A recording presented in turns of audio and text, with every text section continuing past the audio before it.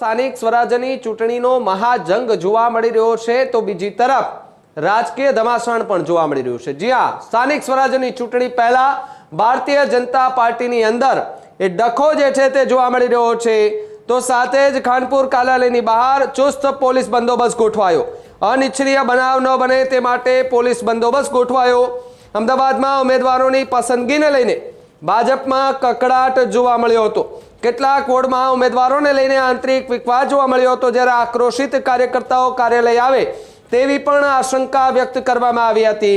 આશંકાઓની વચ્ચે ખાનપુર કાર્યાલયમાં લોખંડી બંદોબસ્ત જે છે તે પોલીસનો ગોઠવાયો। સ્ક્રીન પર આપને આ દ્રશ્યો પણ દેખાઈ રહ્યા હશે કે જ્યાં ખાનપુર કાર્યાલયની બહાર મોટી સંખ્યામાં પોલીસનો ચુસ્ત બંદોબસ્ત ગોઠવી દેવામાં આવ્યો છે। ઉચ્ચ અધિકારીઓ જે છે એ ખાનપુરના જે કાર્યાલય છે તેની બહાર અત્યારે જોવા મળી રહ્યા છે।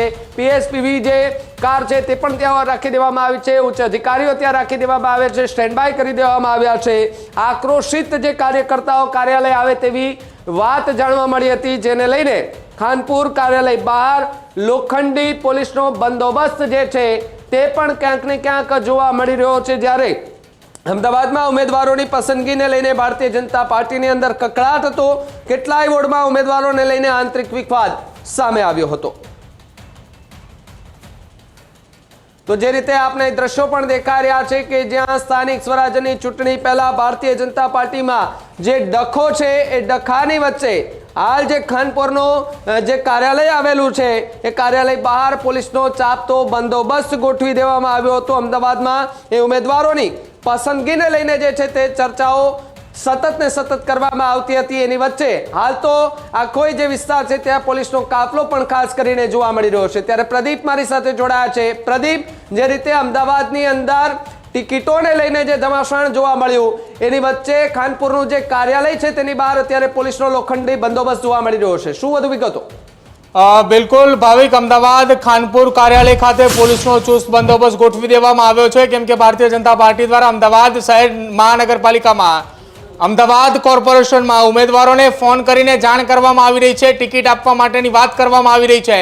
કેટલાક ઉમેદવારોને રિપીટ કરાયા છે અને કેટલાક ઉમેદવારોને પડતા મુકાયા છે। જો કે આ તમામની વચ્ચે જેટલા લોકોને ફોન આવ્યા છે એની યાદી જો કરવામાં આવે તો લગભગ 35 જેટલા ઉમેદવારોને ફોન કરીને જાણ કરવામાં આવી છે, જેમાંના મોટા ભાગના અમદાવાદના પશ્ચિમ વિસ્તારના છે।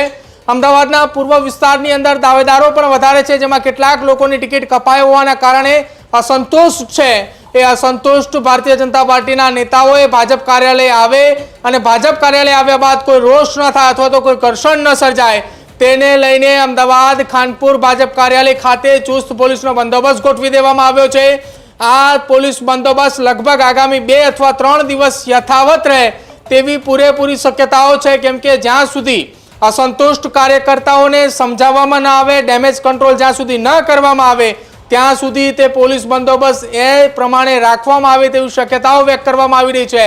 એટલા માટે કેમ કે છેલ્લી ઘડી સુધી ભાજપે ઉમેદવારો જાહેર નથી કર્યા અને ઉમેદવારો છેલ્લી ઘડી સુધી એટલા માટે અટવાયા છે કે ભારતીય જનતા પાર્ટી એવું ઈચ્છી રહી છે કે જો છેલ્લી ઘડીએ ઉમેદવાર જાહેર કરવામાં આવે તો જે ઉમેદવારો જાહેર થાય તેની સામે અન્ય કોઈ ઉમેદવાર અપક્ષની અંદર દાવેદારી ન કરે, તેને લઈને હાલ ચર્ચાએ શરૂ થઈ છે।